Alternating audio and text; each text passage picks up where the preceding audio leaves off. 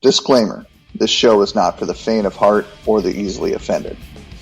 The views expressed here are that of the show hosts only, and not their wives, girlfriends, husbands, boyfriends, polygamous partners, employers, music artists, businesses, or anyone other than the Cognitive Dissolutions podcasters. The explicit tag is there for a good reason.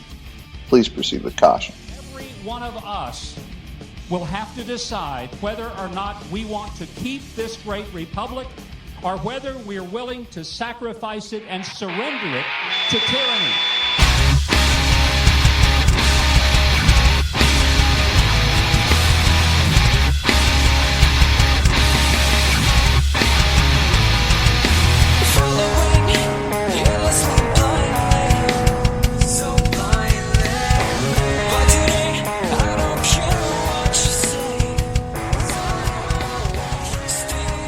Welcome, ladies and gentlemen, to another episode of the Cognitive Dissolutions podcast, where we address the current issues of today with brash humor, skepticism, or aggression to invoke critical thinking in the masses. We take our tightly held beliefs, everyone's tightly held beliefs, mash them up with current events, politics, and religion, and then throw them to the fires of skepticism. We magnify the so-called logic, then blow it all up. There's no green zone of safety for a lack of critical thinking. This is episode 21. Your hosts today are John, returning special guest Kenny, and I'm Joel, and we are your tormentors.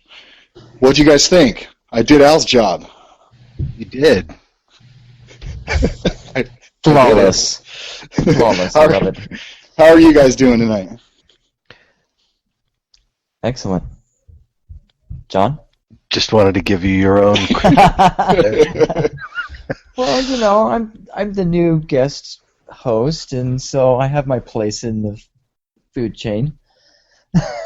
Yeah, you're going to get eaten here in a second. But so. Oh, I will with this topic. So yeah, Kenny, as some of you who listen will remember, is the bass player in my not my band, but the band Our band. Privileged to be a part of, Push Music Coming, and.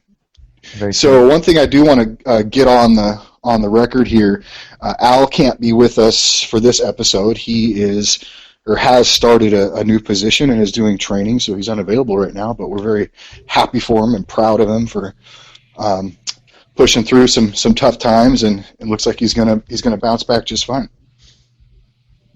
Yay! Good, wonderful. Okay, John, I really hope that you're going to be more talkative than this. I'm just giving you your chance, man. Well, let's make a podcast. Were you expecting me to roast you at the outset? Yeah. Bring it on. It's all good. I'll bring the marshmallows. So we have a topic tonight, and I'm gonna go ahead and let John introduce this since he kind of found it on the internets. Okay, so recently, if anyone is familiar with the Dan Brown novels, the Robert Langdon series of novels, beginning, of course, with the Da Vinci Code, in 2013 a new one was published called Inferno that deals with a topic very near and dear to everyone's heart, and of course deals with it with some religious allusion to it. The subject matter, of course, is transhumanism, the notion that we can in some way improve upon ourselves and have, in the perfectionist theory, a moral obligation, an ethical obligation to improve upon ourselves simply because we can. There is a rather extensive article on Wikipedia that goes into some decent depth on the topic. For anyone who has a casual interest in the topic, I highly recommend it. But yeah, that's pretty basically what I thought we might enjoy discussing tonight. Do we really have this ethical imperative to improve upon what nature has already given us? Is it within that natural mandate for us to do so? And where do we stop? You know, where's the end to that? Is there an ethical end to it? Yeah, I guess the first things that come to my mind is kind of defining what we mean by improvements? I mean, are we talking about just our everyday improvements that we all try to make in our lives? Are we talking about the science and technology moving towards updating and upgrading our biology, and in fact, maybe to some extent eliminating many aspects of our biology in favor of more mechanical and predictable types of functions in our lives? I mean, there's a lot of stuff to kind of unpack with this. Well, the everyday mundane improvements are really not what these people are talking about. The transhumanist movement is dealing primarily with the notion of using either cybernetics and or biology. Let's see, there's actually a list of 4 principal things that, okay, here we go. Basically using nanotechnology, biotechnology, information technology, and cognitive science to physically, inexorably, and permanently alter the human condition. Well, I mean, I do want to give Kenny a chance to chime in here, but I mean, the first thing that I would want to kind of define quickly is, you had described a moral imperative to, or at least this is what the sentiment is, that we have a moral imperative, a moral obligation to do some of these things with technology and so on.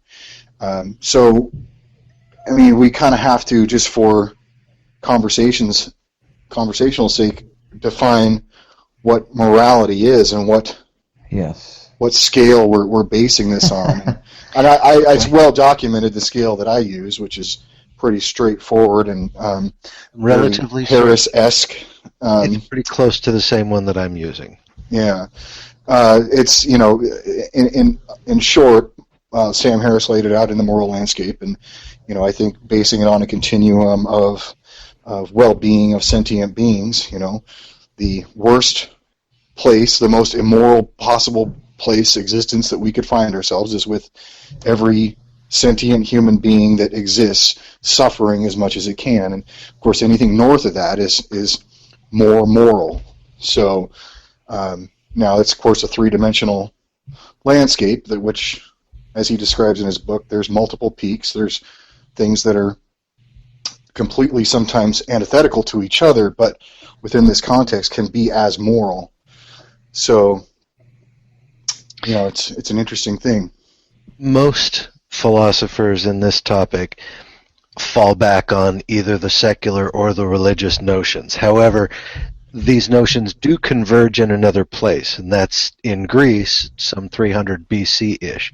As far back as Plato, the notion that what is good, what is beneficial, is preferable to what is evil or destructive, has been there for quite some time.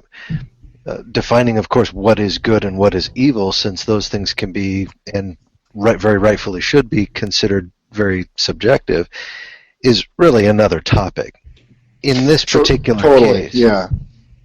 In this particular case, let's stick to the technological aspects of transhumanism and try to determine, basically, is there, first, is there a moral imperative? Just because we can do something, should we do something? And, ultimately, I'd like to see if we could decide, is this really a good idea? Well, I'm curious, who would this movement be helping? Would it be the people that have means, or the people that don't have means? The people that are enjoying relatively happy lives, or the ones that are suffering?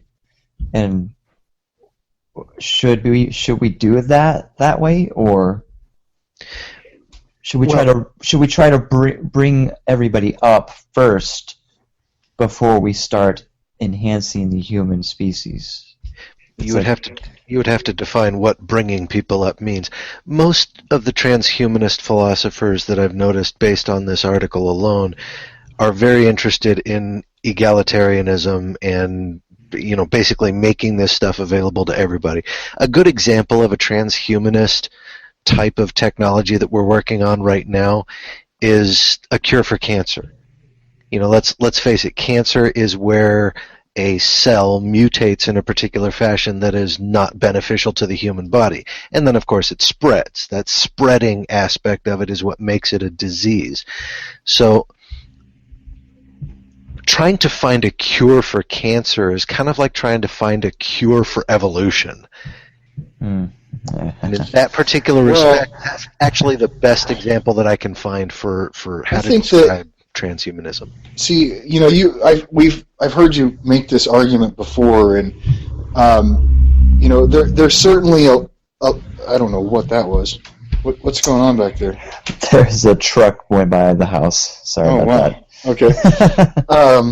That sounded like you were being abducted by fucking aliens, man. Anyways, I totally lost my train of thought there. What was I saying, John? Answer. Huh? Okay, so I suggested that cancer... Oh, cancer. I think it's an answer. Okay. Yes, so there's certainly a line between a mutation that is a cancer and a mutation that is not. There is a line. I am not an immunologist or an oncologist, and I can't exactly tell you what that is, but there is a point in which a particular part of a cell's DNA is damaged in such a way that it will then trigger a cascading of replication, which is what we call cancer. So I think it is not unreasonable to assume that we can figure out a way to identify through some means, nanotechnology, what have you, when that particular kind of mutation happens. I mean, this happens with a free radical, which is basically just a particle that just bumps into your DNA in the wrong spot in the wrong way, and boom, you got cancer, because the DNA for that cell is distorted, it's mutated to something else. So, I mean, I think that you can cure cancer insofar as you can stop the proliferation of that bad DNA before it becomes a problem. Sure, but that's not a permanent solution. That solution is dependent upon someone getting cancer in the first place. What many of these cancer researchers are trying to do is find out what causes cancer and stop it from ever occurring in the first place. And that's the aspect of cancer research that I object to. Well, I do too. I don't know anybody, or I don't know of any places that are trying to do that. That just doesn't compute. Doesn't make sense to me. So then we're getting into the arena of preventing all diseases now. Should we? Can we? Because, all throughout our evolution, there have been all kinds of diseases that have wiped out populations, maybe for good reasons or maybe not for good reasons. I don't think you can qualify the reasons. We had no control over this, really, because at the time we didn't have the technology to detect it early or do anything about it. So, well, and of course, someone like Nietzsche, a rather well-known transhumanist, by the way, is famous for saying, "That which doesn't kill me makes me stronger." So when those viruses, those illnesses, those bacteria attack us and we're able to fend them off and build up our immune system against them in the future, that's kind of the same thing. But again, that's a natural response. That's not a human response. And let's see what this is too. I mean, death is merely the culmination of a whole lot of events of damage. That's what aging is just the accumulation of damage. And so if we can find a way to prevent the damage from even happening, which if you're able to do that with cancer, you're able to do that with every cell, then we eliminate death. If we eliminate death, then we sort of have to eliminate procreation. And if we eliminate procreation, we're no longer technically alive. Uh-oh. Bring it, Kenny. It's the longevity thing, I knew this is where it was going to go to. Like if you Inevitably, yeah. Well, it had if to.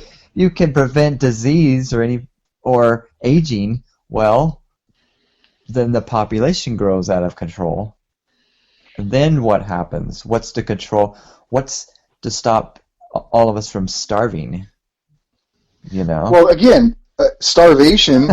When eating food is an effort to try and recover and heal damage. That's what eating food does. Is it brings in energy to heal this little bit of damage that happens. So there you go. We don't have to eat anymore either. Well, I would argue it just takes energy to exist and to perform the functions that we do, right? Well, yes. I'm just saying that if you extrapolate all of our tribulations of life, death, resources, so on, if you found some way to prevent a cell from becoming damaged, then you don't need to eat, you don't need to create waste, you don't have waste to create because you don't have any cells that are dying. The most direct course from this happening is that we are no longer human. Okay. I was just about which I to guess say, is the point. You know what? Transhuman. Very much so. Okay. Well, then we're taking this out to infinity, whereas we're immortal now. Unfortunately, that would Right? be the goal of many people that I've met. But is it That's what heaven and hell is all about. I mean, but is it desirable? Not just in the heaven or hell aspect. I'm talking about people who literally want to live forever. They don't want to die.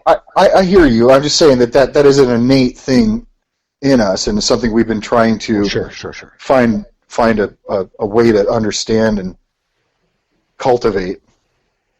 Albeit through. Kenny, what did you have? Means. No, I was just talking about the immortality aspect. Just as well, then what do you do forever?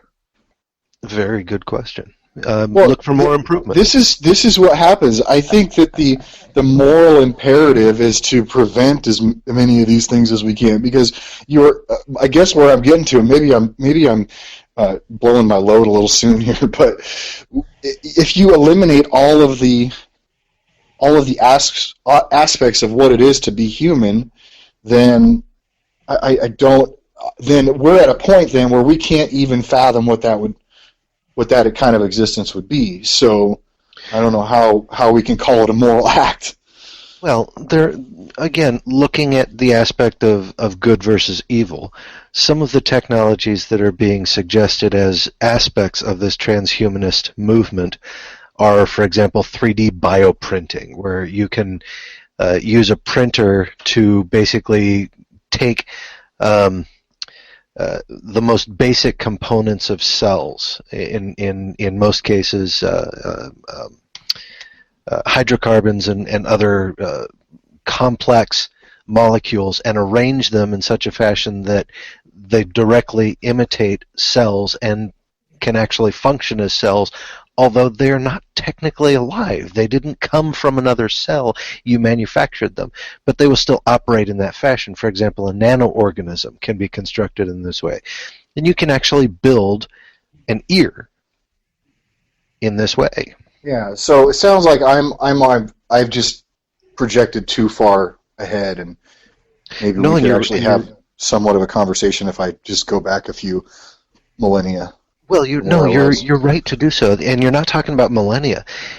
Some people are suggesting that there's what's being called a technological singularity, which could be projected anywhere from 2040 to 2110.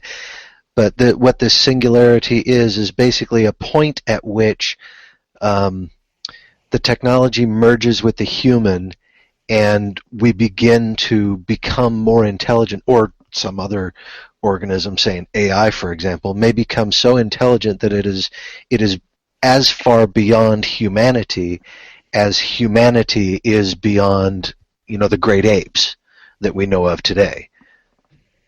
See, I thought that, and maybe there are multiple definitions, and I mean, I know there are between physics and this concept, but my understanding of the singularity in this context is that point at which where you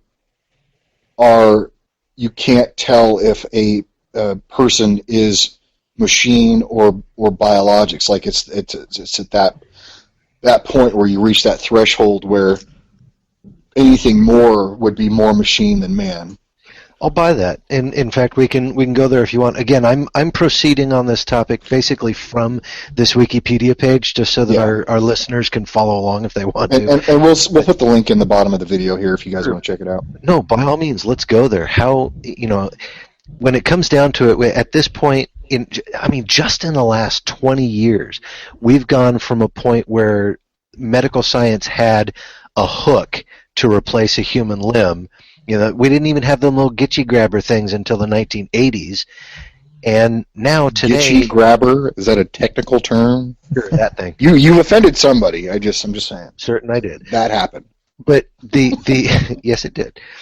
In just 20 years, we've gone from basically the little two finger grabby things to an actual human limb that they can tie directly, a direct neural interface into the muscles and nervous system in the arm of the person who's lost the limb, and they can actually use that arm.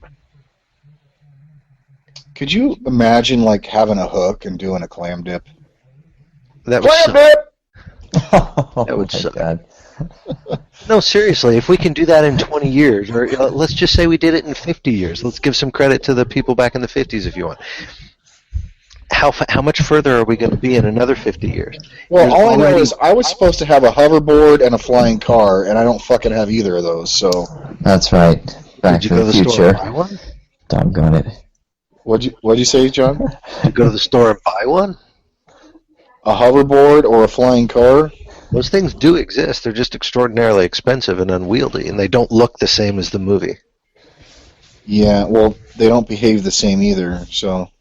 Well... It's an anti-gravity kind of thing.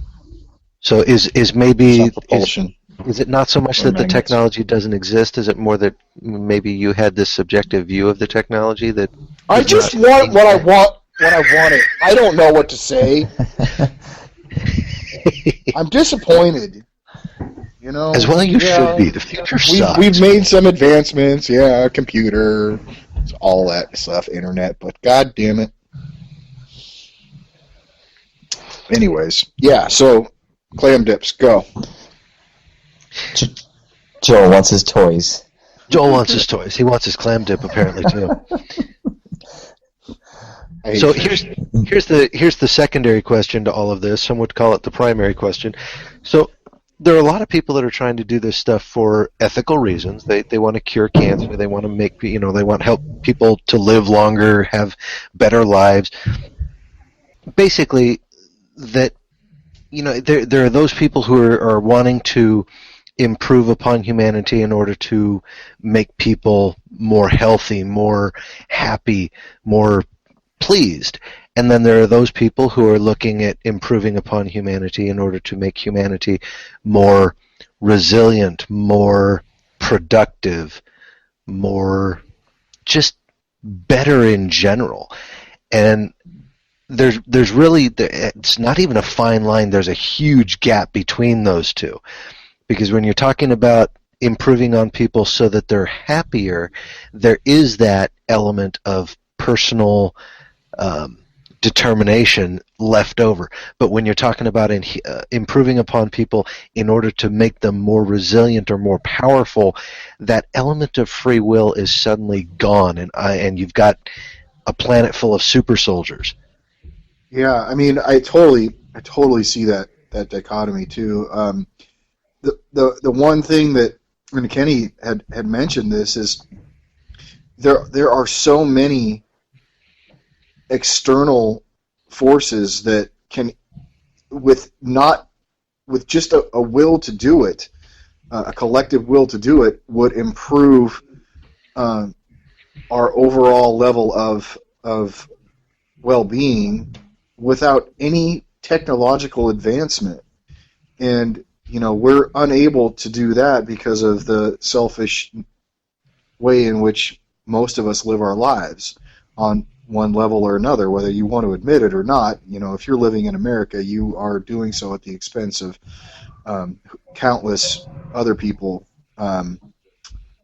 through, several degrees of separation, hopefully, but nonetheless, it's still happening. So, it seems a little bit putting the cart before the horse when we're talking about making these changes to our anatomy and so on and so forth, when we can't even just do the right thing for the people that are alive, when we perfectly well have the technology to feed everybody, to clothe everybody, to educate everybody, and all of that. I mean, that is not impossible. Anybody who says that's impossible is lying to themselves or to us.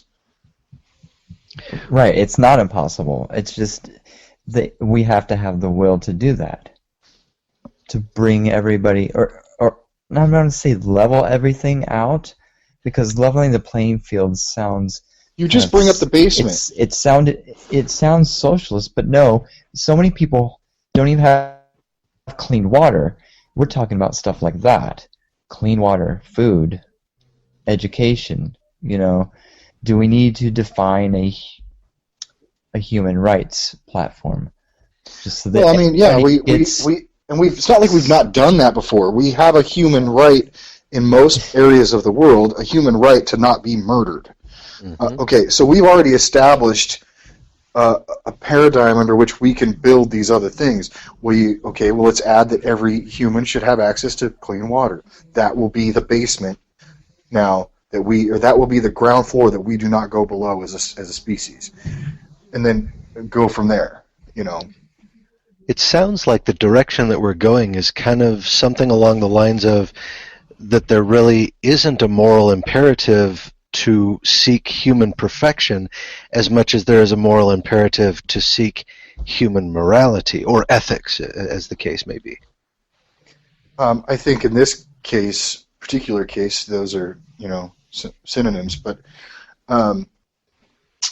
yeah, I think so. It's to me, it's the simple thing. Like, what we're talking about is maybe a really good idea for when we get all this other shit figured out. But until we have all this other shit figured out, it doesn't make any sense. To me, it's like going out and spending a bunch of time picking out the perfect shingles for your roof when you haven't even laid the foundation of the house. Fair enough. So is it a case of the transhumanists thinking too far ahead? Well, we have other problems. I don't want to say I'm judging. I'm just saying that the people that are thinking like that, that's fine. That's their role. Maybe that's their moral imperatives to show us where we could go. Yeah, they're good ideas. That'll help us, bring us up. So they're good ideas, but maybe their time isn't come yet. Because we have to go step 1, step 2, take care of, our basic needs before we start improving on those basic needs. Because not everybody gets their basic needs met. What do you think, John?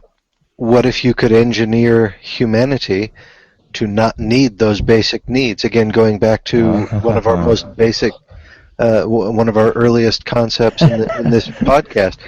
What if you could engineer a human to be solar powered? Then it would no longer be called cannibalism. It would just be, you'd just be an herbivore if you ate other humans. Well, that's cute, but no, I mean really? I got it. I thought it was awful, and I said it. It's still cannibalism. Basically, if you could eliminate the need to consume resources, you would still be consuming something, but if you were consuming like air and sunlight in order to produce the chemicals and chemical-based energy that your body needs, which is really all your body is a big chemical engine. If you could manufacture a way of the body doing that without having to eat food. Yeah, but then you've got a whole bunch of we're solving one problem to create another one, and that is, I mean, what do we then do? Because it seems likely that we will have life expectancies clearly like we've never seen before. And do we then have to install system shutdowns on people? Like, you get 150 years and that's it. Oh. The lights go out. You know? Logan's Run. Well, then we get into the whole. Ooh. Or like that one What's the movie where thing? you use the life, the time, your lifetime or whatever. What was that movie? I don't remember the movie, but I know the one you're talking about. Logan's Run back in the 70s explored that topic, but yeah, there was a more recent one that went along the was it Gattaca? No, because I think time was like a currency. You would use 3 minutes of your life to buy a candy bar or whatever, and then you had the really rich people that what they accumulated is life. Yeah, I don't remember the name of the movie, but I think I know the one you're talking about. But yeah, it was a little pedantic, but okay. Yeah, so if you talk about, well, how long shall we live, then aren't we talking about a death panel of sorts? Like, who makes the decision? Or at that point, is it just universal for everybody? Or are there going to be some people that figure out a way to jive the system? Well, some people are going to say, "Fuck this! I want to live longer than that." And you can't make me. And you can't make me. And as soon as those guys get an ounce of power, boom. And this is ultimately already, honestly, where we're at with medical insurance. Totally. Medical insurance adjusters are basically those death panels who make a decision. Are we going to fund this guy? Are we going to give this guy a couple extra days of life? Or is it not worth it? Yep. It seems to me that in a lot of ways we are already there, that we are already tackling these really, really deep ethical questions with regard to the technology that we have just in the last couple decades developed. Honestly, I shudder at the thought of merging mind and machine. That's going to open up some. As much as I like to play with it in my science fiction, in my thought experiments, I love playing with that concept. The idea of simulated reality, things like that, just boggles the mind, and I love playing with it, but I don't think I would ever want it to be real. Well, I mean, the other thing too is, if any of this stuff is going to happen that we were talking about, the more futuristic stuff that we were talking about anyways, you're not going to see a overnight jump to this stuff. So we will have some amount of time to adapt to this new world in which we find ourselves. Things are going to happen faster and faster, and you can tell now, you can see it that people our younger generations are becoming more and more adaptable and accustomed to pretty big swings in technology, and we're tracking with it for the most part. I mean, I'm sure there's plenty of data out there to be had if we're looking, that would suggest there's probably some penalties in our physiology for the amount of technological advancements that we're making. But we will have a ramping period to some extent. It's very rare that we have those moments in history where one day the world is one way and the next day it's another. I could think of the atomic bomb, the smartphone. Yeah, that was a big deal. But we also ramped up to the smartphone. It wasn't, I'm not so sure. Yeah, well, we did though. We started off with the cell phones, and then the texting with the having to hit the one or the two key 3 times to get C, and so on and so forth. I mean, we did somewhat ramp up to that, and then I remember the first time I watched a movie on my phone, and whoa. Well, this has happened within the last 20 years. Well, really, I'm not saying it hasn't been fast. Relatively fast, yeah. Really, within the last 10 years, the smartphone. I agree that we can adapt and learn this technology. My question is, are we mature enough to use it responsibly when we get even more technology, or are we going to, I don't know, use it as a Well, it certainly toy seems more likely that we will be the authors of our own destruction than some natural event, even despite all of history as we know it through archaeology and such. But yeah, I think we're definitely going to reach a point somewhere down the road where we did it to ourselves. I don't mean definitely. That was probably a poor choice of words, but that seems the more likely scenario to me. Well, let's talk about those ethics for a minute. Let's be discerning. Joel, you're not judging. You're discerning. You're deciding on something based on your own personal convictions and whether or not it's something for you.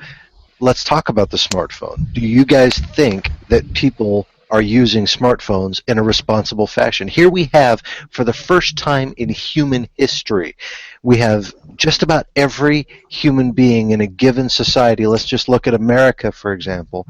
Just about every human being who wants the internet has it. Everybody who wants to have one of these smartphones has one. And they're so cheap these days, people can get them on credit for nothing.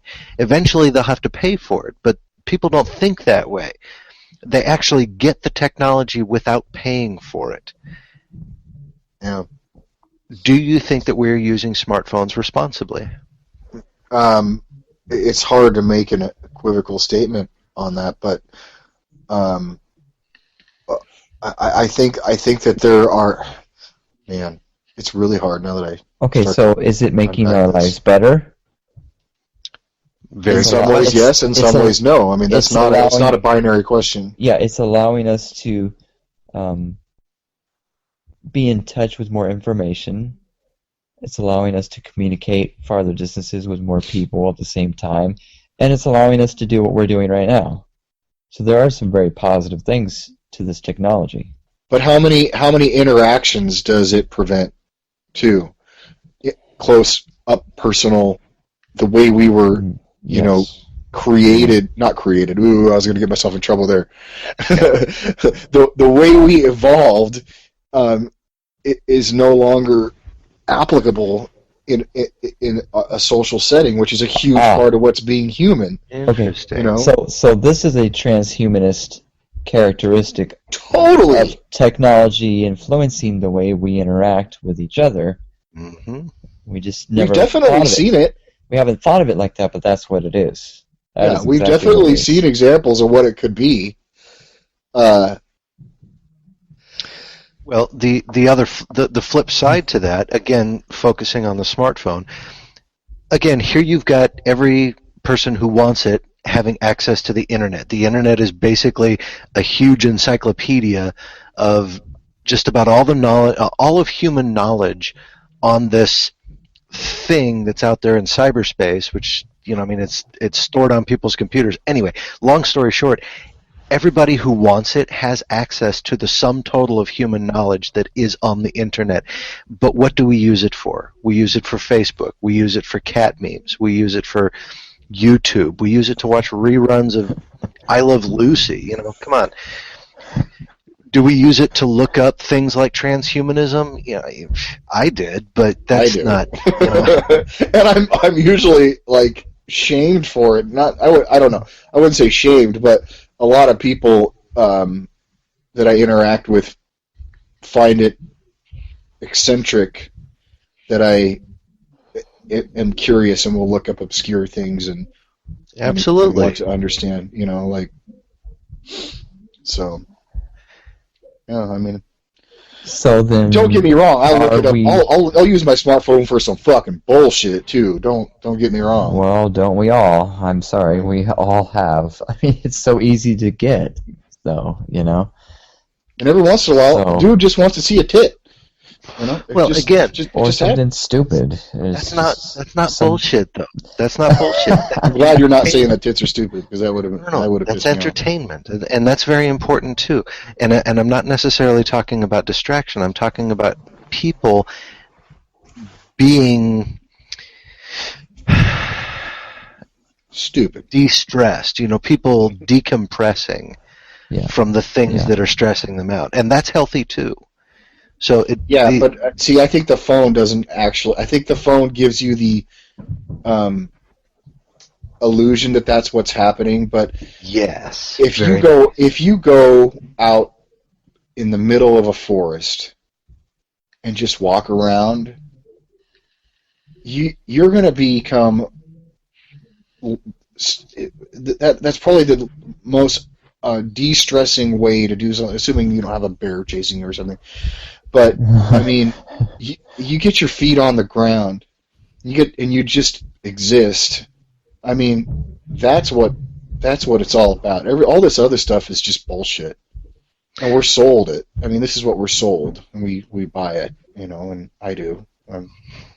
Don't act like you've never seen a hypocrite before, but this is an illusion, guys. This is not this technology that we have with the smartphones. This isn't happiness. This isn't fulfillment. This isn't joy. This is actually, I think it to some extent does more to prevent those things than it does to alleviate them. Interesting. And I'm not some like hippie dude by any stretch. I mean, I love my tech. I mean, I play guitar with the most crazy technical stuff there is. So it sounds Dave like Matthews. The dichotomy that you're describing sounds an awful lot like, just for example, what Aldous Huxley described in Brave New World, where you had these tribals. He didn't describe them as red-skinned, white-skinned, or yellow-skinned, or black. He just described them as people. We don't really get a sense that they have a race in that book. There's just the human race, and then there are these divisions, the alphas, the betas, the charlies, based on transhumanist principles of designing people. Yes, I did just say designing people for specific tasks. Engineering. Very specifically engineering people.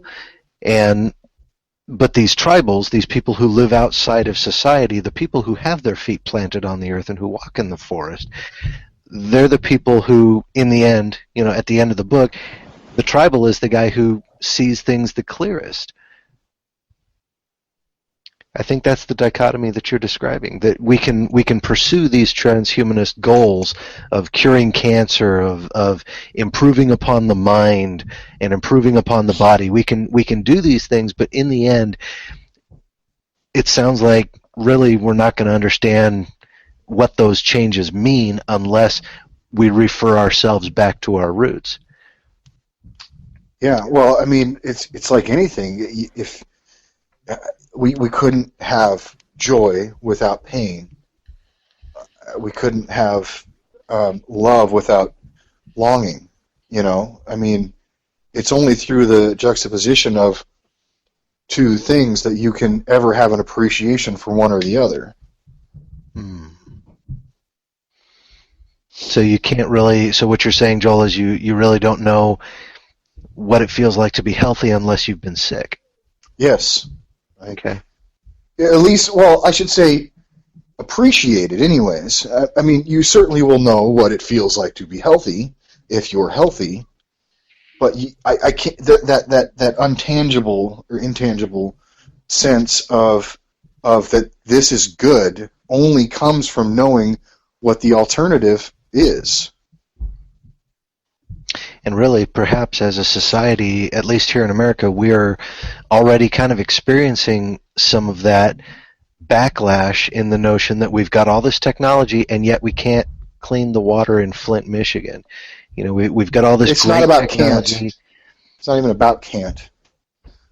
Well, it's again that we won't then, you know, that, and that's the thing, that we can't do it because there are people who have that power who aren't.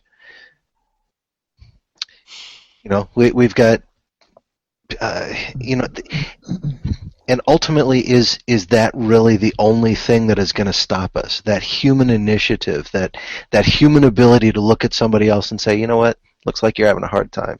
Here, have an ice cream cone.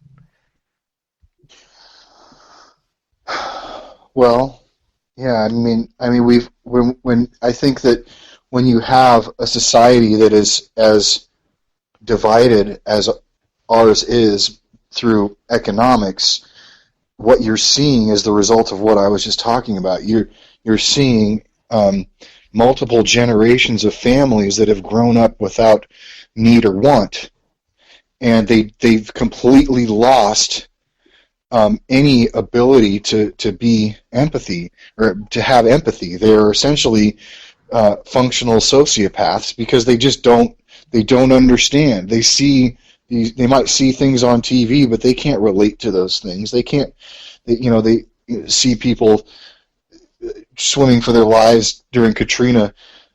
Those are just things on a fucking TV screen to them. They don't see a human being. They're just not able to. They just weren't taught.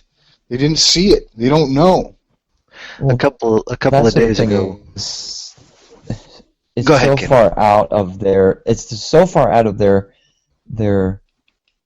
mindset that when they do see it, it doesn't even register right. Yeah, that's what I mean. And so even if they wanted to empathize, they couldn't because we have this great divide now. Or the slightest inconvenience is turned into, you know, a catastrophe. A couple of days ago, Seattle, the city of Seattle, lost power for about an hour, and people actually, oh my God, it is so terrible. People actually had to walk down the stairs like 30 flights, man. Seriously, these people were just in panic mode. Well, I mean, that's going to happen. I mean, we're one solar flare away from fucking holy shit.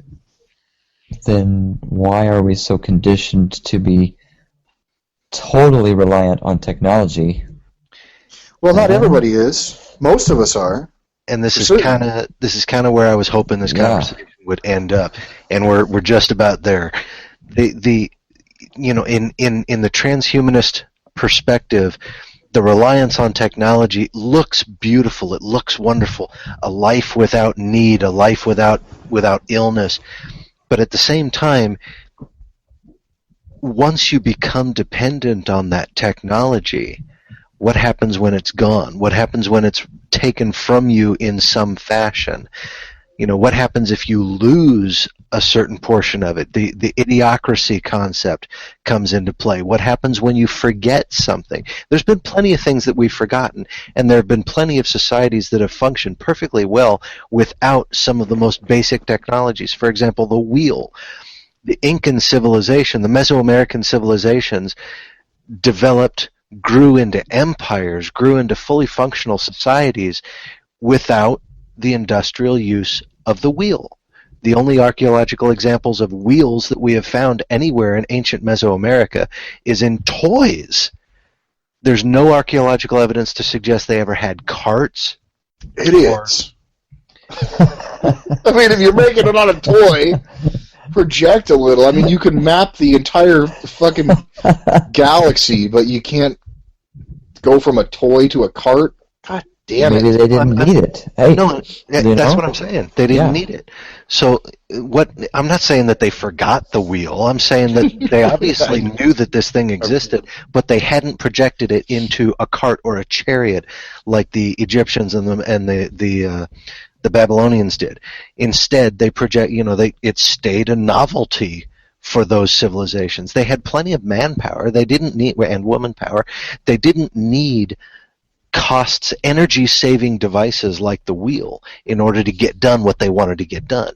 So in bringing this into the transhumanist conversation that we're having, what happens in a couple of generations when people have forgotten what it's like to live in, let's say, the Great Depression, or to live in the 19th century and to not have, let's say, electricity? What happens when it's gone?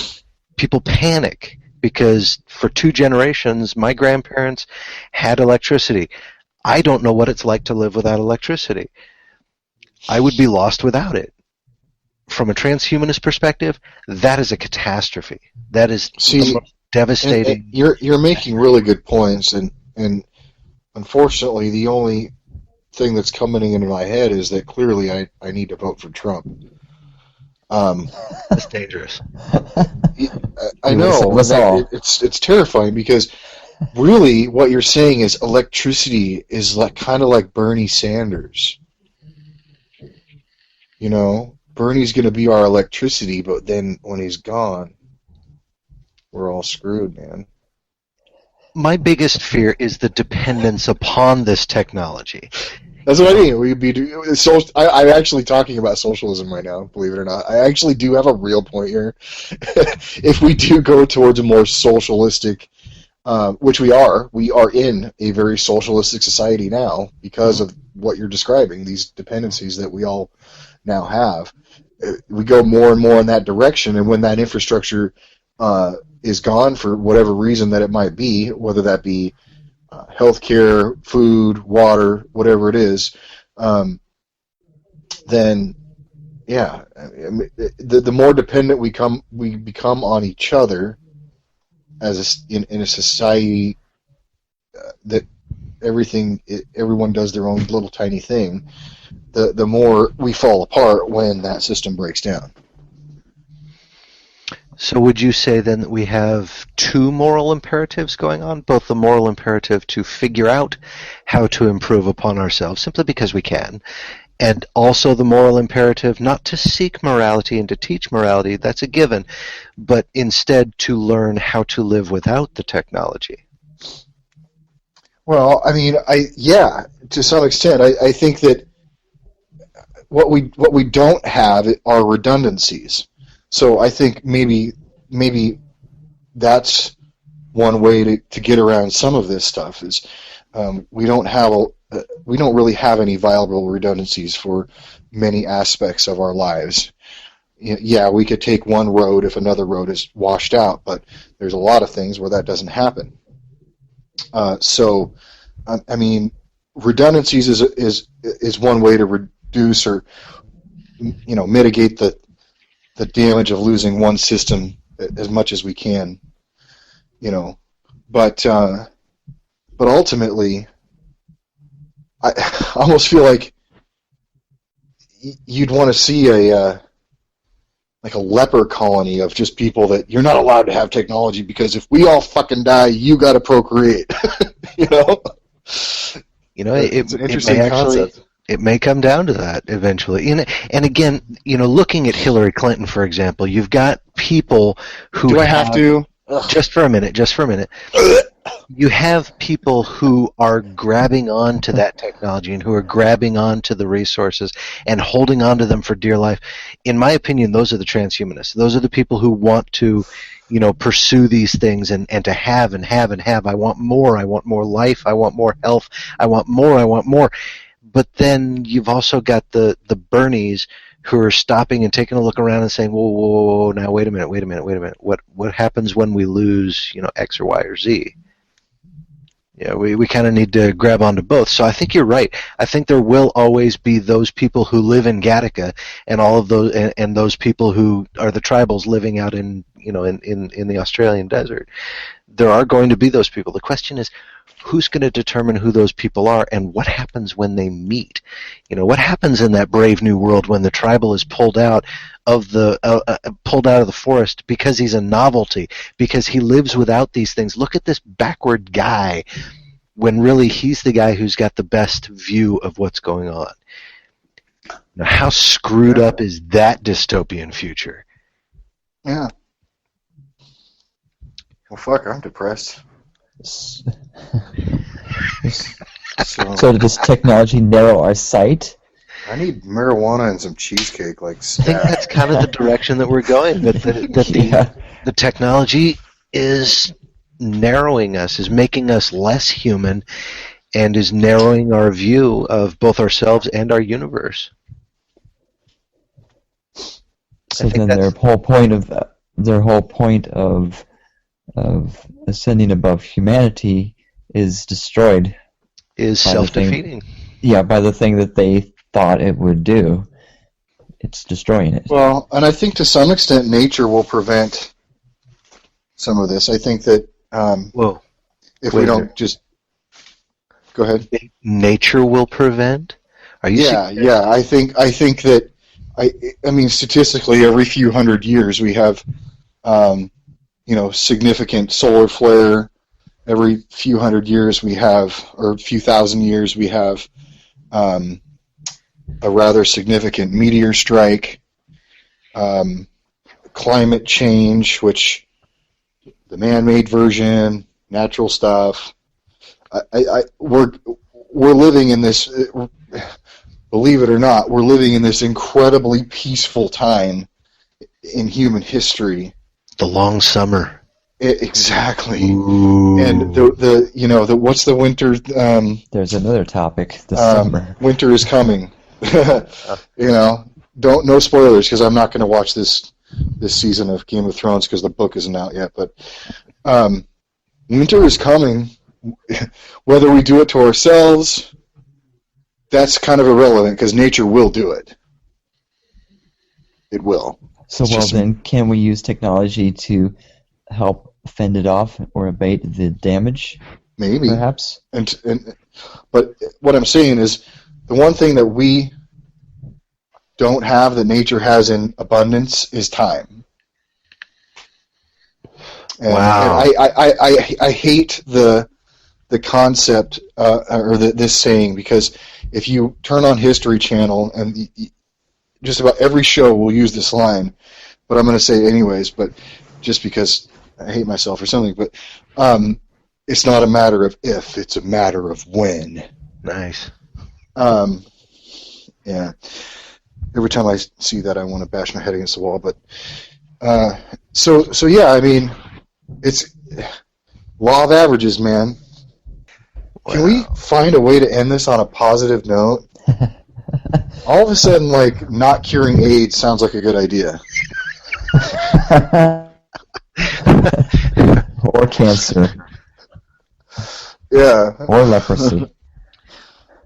I think it's really important to explore these concepts, not just, not so much for a practical purpose, but at the very least to explore the moral implications of, what by curing AIDS, what are we destroying? By inventing the nuclear bomb, what are we destroying?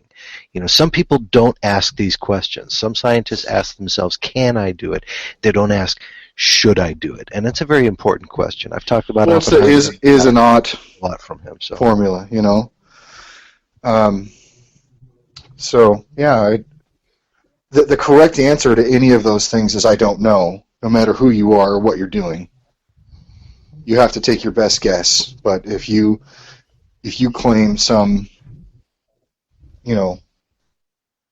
knowledge that you know everything that's going to happen because of this thing that you're doing, you're full of shit. You're deluding yourself, or you're full of shit. Both those things are kind of the same thing. I just fear that one day somebody is going to figure out a way to stop cells from mutating, and that is going to be our cure for cancer. Well, it's honestly, going to be a cure for life too. Honestly, I look at evolution as creation functioning as intended. Don't think with it, man. Leave that shit alone. Seriously. Well, but hold on though. Like, we are evolution. We are the result of evolution. And if the result of evolution is, wouldn't you be then resisting evolution by not doing these things? Well, that's a very circular notion and a very good question. I don't know the answer, but Maybe the end result of evolution is for us to come up with all these things and to become less human than we are. I don't know. Again, you're talking about the possibility of fate. You're talking about the possibility of purpose. What the transhumanists have a tendency to fall back on is not so much the religious notion that there is a place that we need to go, a place that we need to be in our future. No, it's more the notion of, again, I said it before, I'll say it again, can I do this? Well, I think evolution is just a way. If evolution were to have a goal, if you were to say such a thing, which is ridiculous, but the goal of evolution would be, I would think, to be the last living thing that ever existed. I'll buy that. I mean, what else could you possibly hope for if you were to somehow anthropomorphize evolution? Honestly, at this point, I'm thinking of the Borg. Well, still, that's still a living thing. But again, more machine than man, more collective than individual, more dictator than liberty. I wouldn't want to live in that society. Me either. But Trump, again, 2016. I think you're absolutely right. I think that if there was a goal to evolution, it would be to be the survivor, to be the last man standing, and that's the Borg. But then that doesn't exist, and then so ultimately the goal of evolution is death. Is self-defeat. Wow. Yeah. That's what I'm saying. Well, I just don't. So why am I alive? Like, okay, wait a minute. What is the meaning of any of this? Let's back up a little bit. Yes, evolution is kind of like survival of the fittest. Yes, but the Earth as a whole has a balance between all the species and the ecosystem. So really, you couldn't have just one species, because then you how could. There's no reason you couldn't. Yeah, but how could the Earth function properly? The Earth is just what it is. Okay. So I don't think evolution would allow that to happen, because. Well, we don't know what it'll. Eventually, everything's going to die. Can we admit that? Okay. Eventually, there will not be a living thing in this universe. So okay. That's what I'm talking about. Then there has to be one final survivor, which then goes on to die, right? Yes, that's what I'm saying. So that's a very positive way.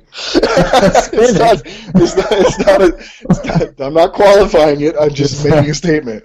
Transhumanism doesn't. It's a logical conclusion.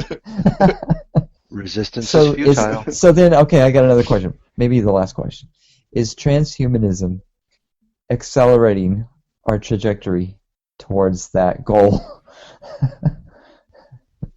Is it the distant peak? Is that what you're saying? As a philosophy, I would say that all it's doing is encouraging it. I wouldn't say that it's accelerating anything. Ingenuity might be accelerating it, but the philosophy itself is merely encouraging it. Well, but you can't do something until you've had the idea to do something. And so the idea, the notion, is the catalyst to the change. So that's a chicken and egg argument, man. You can say it one thing, but it's valid. It is somewhat valid, but still, it's perfectly valid. I reject your reality and replace it with my own. That's fine. That's fine. See. Yeah, I'm starting to lose it. Yeah, we're fucked. I know. Found dead today in their homes. 3 podcasters who realize that life is completely fucking meaningless. Found dead today on Earth, humanity. They decided they were not going to be the victors of evolution, so they said, fuck it. Victors of Evolution. Now there's a cool title for something. Sounds like a band. Oh, no, don't go. And everybody's named Victor. Kenny, the only caution that I would give you in this particular topic is several times tonight you've fallen back on the notion that there's something controlling the universe, that there's that there's some purpose, that there's some direction. Specifically, you've said nature will correct itself. You've specifically said that nature. Okay, I am anthropomorphizing things that don't have consciousness, and I'm only doing that to communicate these ideas. It's not a real thing. It's a thought experiment. He's talking about me. Yeah. Oh, sorry. I'm. And don't get me wrong. He's calling me out. The world's just going right around me. Don't get me wrong. I am a theist, and I do perceive a desire. You just said you're atheist. I heard it. I am an atheist. An atheist. An theist. And I do perceive a direction in which creation is going, the universe, whatever you want to call it. And I do hope that these things will resolve themselves. I really do hope that we, as a species, find a way to cure cancer without curing evolution. I kind of hope that you feel the same way. I know that in his own words and in his own way, I know that Joel feels the same way. He doesn't use the same words that I do. He doesn't perceive it the same way, but we really do agree in a lot of things. Yeah, I certainly hope, and I certainly feel like I want to play my little part as best I can in the time that I have allotted to me. Which could be extended. Go towards that hope that I have. Extended, yeah. There you go. But Joel, at the same time, I mean, I have to partition my mind in order to tackle some of these things, because the fact is, the universe doesn't give a fuck about what I hope for. It doesn't care about what I want to happen. So that's where I need to start from if I'm going to really have an honest conversation about these things. But at the same time, the other part of me that's partitioned off, that's human, is going to hope that everything works out and do everything I can to help that along. So, Kenny? Yeah. Kenny, how about you? With regards to the direction of the universe? More or less closing comments. Do you think that transhumanism is a good thing, bad thing? Do you think that the universe cares?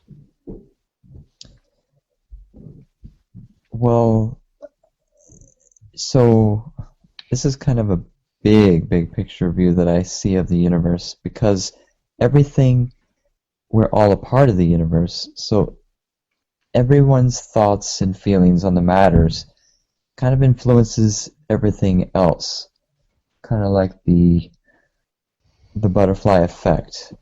We all have an influence on everything, however small.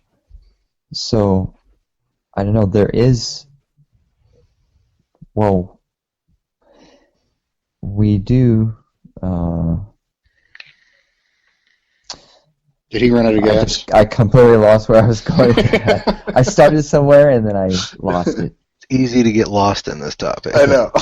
Where did Try I again. start? Try again. We can edit that out. Do you think that transhumanism is a good idea? Do you think it's a good idea to try to improve on nature? Okay, I was talking about the balance in the universe. Mm-hmm. Well, as far as evolution goes, it's working its way out, constantly.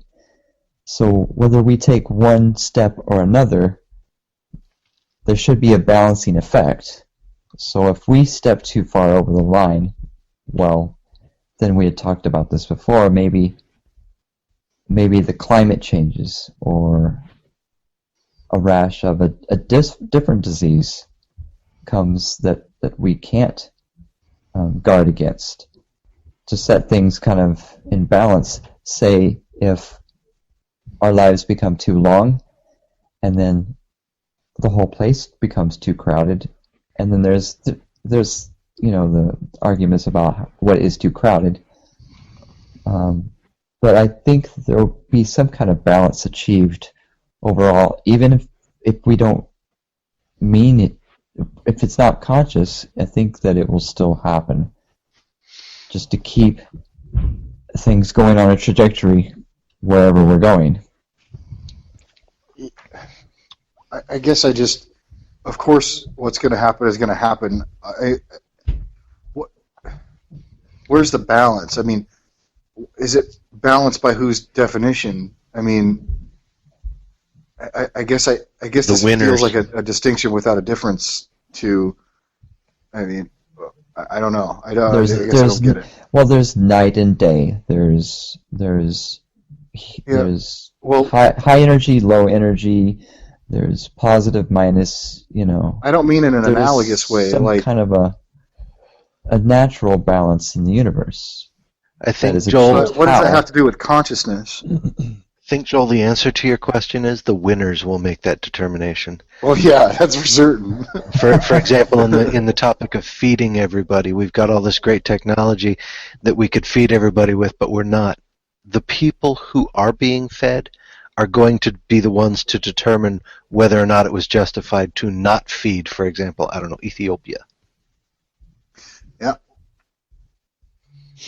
Or better put, write it down or not write it down. Or whether or not it was a good idea to drop a nuclear bomb on Japan. Yep. Ultimately, the survivors will make that ethical determination, and they will adjust their laws, their ethics, to reflect that reality.